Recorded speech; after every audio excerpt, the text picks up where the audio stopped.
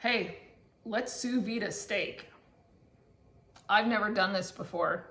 Please excuse the mess. We had to take out our microwave. We're putting in a hood because there's no ventilation. The microwave just blew everything back into the house, so it was pretty bad. Okay, so here's what you're gonna need to sous vide a steak. One, you're gonna need a steak. I bought boneless ribeyes because that's all that Walmart had. They didn't have any bone-in. I don't even know if you can sous vide a bone-in steak. Maybe you can. But I did buy on Amazon, and I'll put a link down below. It's some Anova brand. It's a Precision Cooker 3.0. This goes into the bucket of water that I have over there. I guess you can put the steak in like a seal, like if you have a vacuum sealer, which we do have a vacuum sealer, but I don't have any of the stuff to seal it in. So I bought these, and you know what? I'm not too hip on these. Some sort of Core brand like bags to like actually sous vide in, but it says they're BPA free. Safe silicone, whatever that means. I doubt it's safe, but in 20 years we'll find out.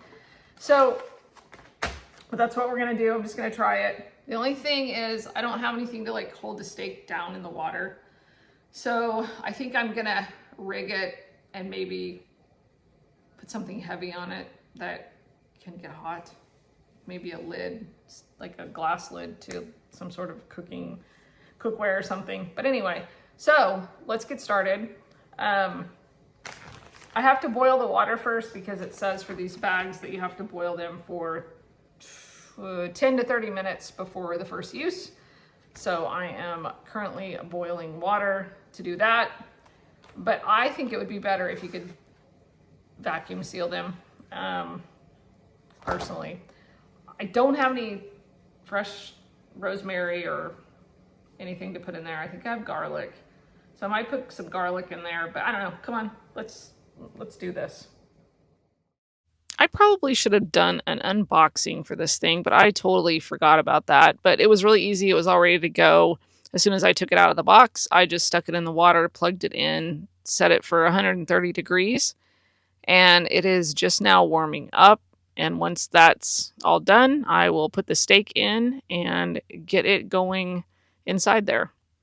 So on this note, the steak kept floating up. It wouldn't stay down below, so I just rigged it with a Pyrex glass measuring thing. And it did reach 130 degrees, and the timer I had set for 2 hours. Right before the steak got done, maybe about 5 minutes before it was finished, I put some beef tallow in a cast iron pan, and I got that heated up probably on like a medium high because you want it pretty hot before you put the steak in. The steak is already cooked. All you want to do is just char the outside. You don't want to cook it any more than you have to. Once the steak had cooked at 130 degrees for the full 2 hours, I took out the Anova and removed the lid, and then I took the steak out, obviously, right? I'm going to be honest, it looked a little funky.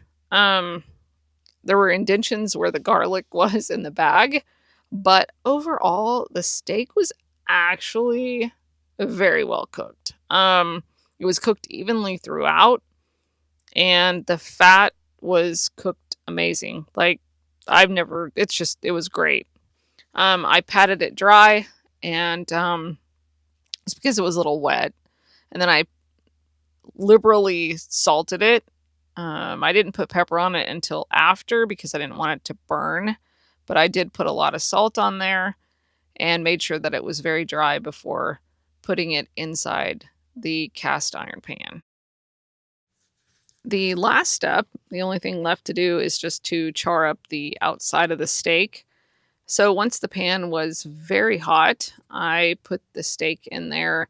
I tried to push it down with some tongs just to make sure that it was laying flat and there weren't any bubbles up underneath the steak that would prevent it from laying flat. But once I actually flipped the steak over to the other side, I noticed that it was not laying flat and the very center of the steak didn't get charred. So I had taken a heavy cast iron hamburger masher thingamajigger and put it on top of the steak. And this seemed to work very well.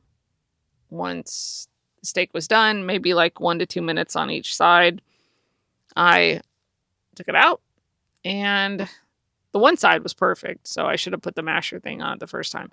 But it was amazing. I would definitely do this again.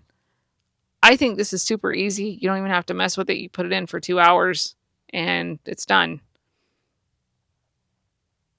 So whenever we cut it open, it was actually very evenly cooked.